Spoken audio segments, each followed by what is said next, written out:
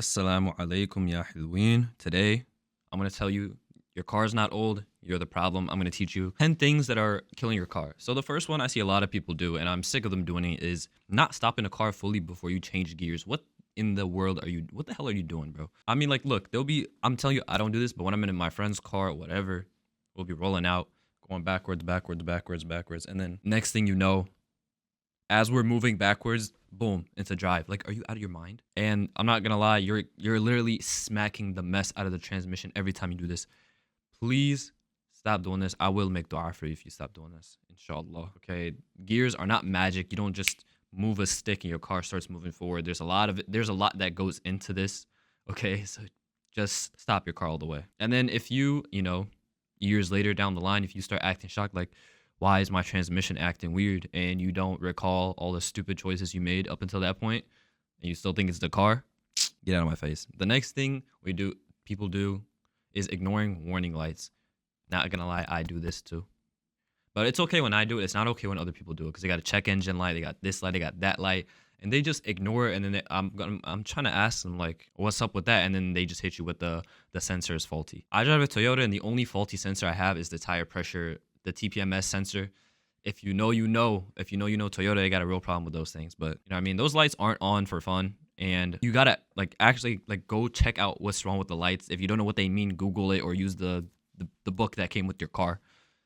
But I doubt you even have it at this point if you are looking at the funny decorated lights for Christmas on your dashboard and you think that like it's okay. Celebrating Christmas haram anyway. So now the next thing people do is flooring it on a cold start. Now this is stupid for a lot of reasons, but you start the car, you press the button. I don't have a push to start, but you might have a key. Boom, that thing turns on, and then for some reason you want to step on it. You didn't even let the car warm up. You already got to go to work. You got to go to your job. It don't matter what. You got to go to school. It don't matter what. You just decide to floor it, bro. The oil has not had enough time to circulate in the engine, bro. It's just metal grinding on metal. Give it a little second, please. Okay. I mean, you need to calm down. The road isn't going anywhere, and if you're already late to work, you're already late, bro. There's nothing you can do. The next thing is skipping oil changes. Okay, your oil might be overdue, and you keep pushing it back, saying, "Oh, I'm gonna do the next paycheck. I'm gonna do it when I have time. When I da, da, da, da." You don't have time, brother. Your car is gonna die one day.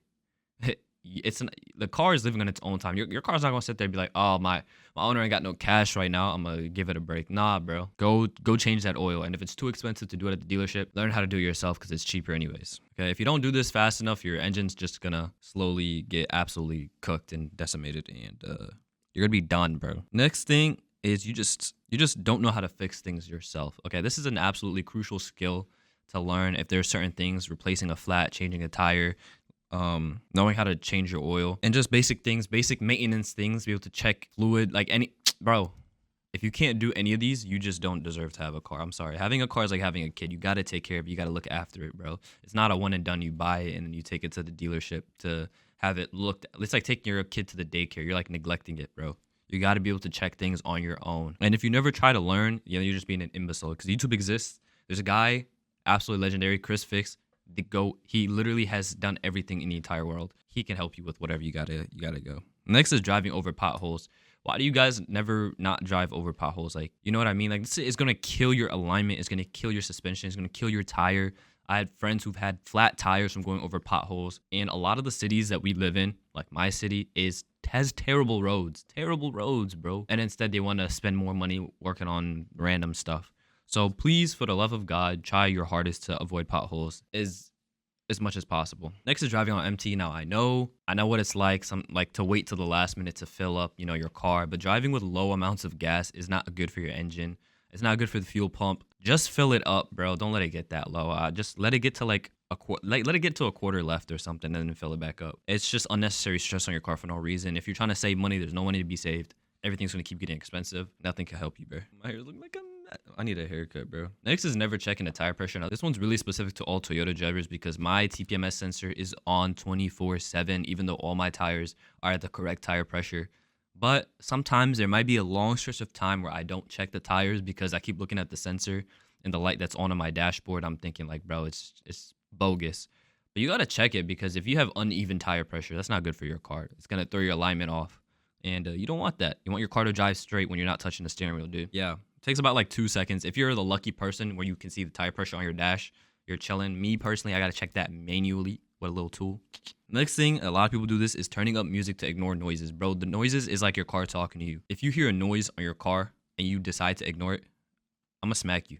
Okay? And I understand sometimes you gotta go to work, you're not trying to hear nothing, so you turn up the radio, right? When your pockets are looking a little empty, you're like, okay, you can turn up the radio. But most of the time, don't do that, bro. Address things ASAP. If you wait to get it fixed, you're gonna be cooked even harder. Now, the last thing here is blaming the car for everything. If you say it's this manufacturer's fault, it's for this thing happening to your car, this thing happening to your car.